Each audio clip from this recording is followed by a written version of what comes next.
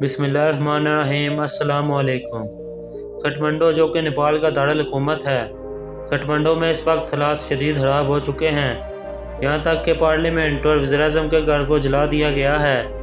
नौजवान सड़कों पर शदीद एहतजाज कर रहे हैं। सियासतदानों के घरों से पैसा निकाल कर हवा में उड़ा दिया गया है।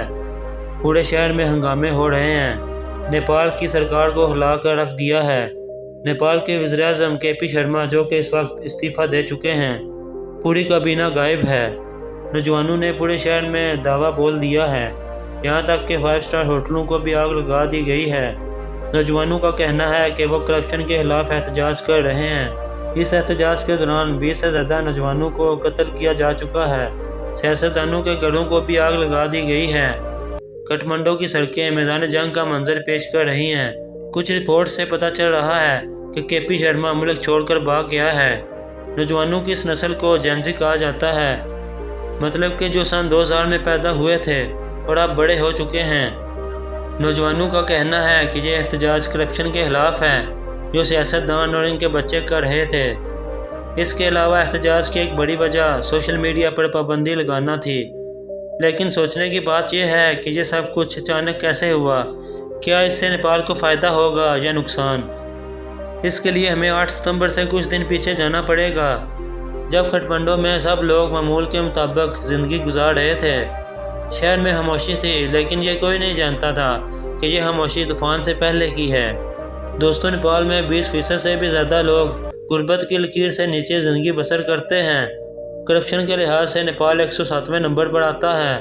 नेपाल में सोशल मीडिया का इस्तेमाल बहुत ज़्यादा किया जाता है। कुछ अर्सा पहले सियासतदानों के बच्चों ने सोशल मीडिया पर अपनी अय्याशी की ज़िंदगी दिखाना शुरू की, जो सोशल मीडिया पर वायरल हो गई, जिसमें जेनज़ी ग्रुप ने 4 सितंबर 2025 को करप्शन के खिलाफ इनकलाब का ऐलान कर दिया। यहाँ आपको बताता चलूँ, जेनज़ी ग्रुप का कोई लीडर नहीं है जो नौजवानों को हिदायत दे सके। ये सिर्फ सोशल मीडिया का एक ग्रुप है जिसने पूरे मुल्क में आग लगा दी है। इसी वजह से जिस शख्स के दिमाग में जो आ रहा है वो कर रहा है।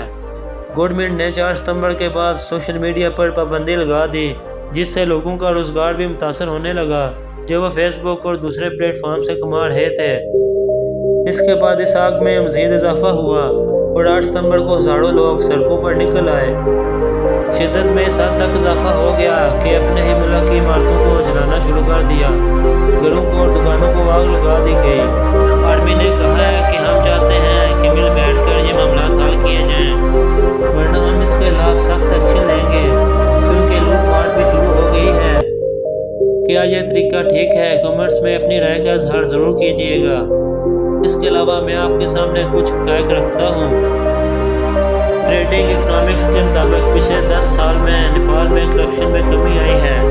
इसमें कोई शक नहीं कि कोरोना के बाद मुल्क की मईशत में तबाही आई है, लेकिन नौजवान नस्ल जोश में आकर कुछ भी कर सकती है तो सोशल मीडिया की वजह से आग भी तेज़ी से फैलती है।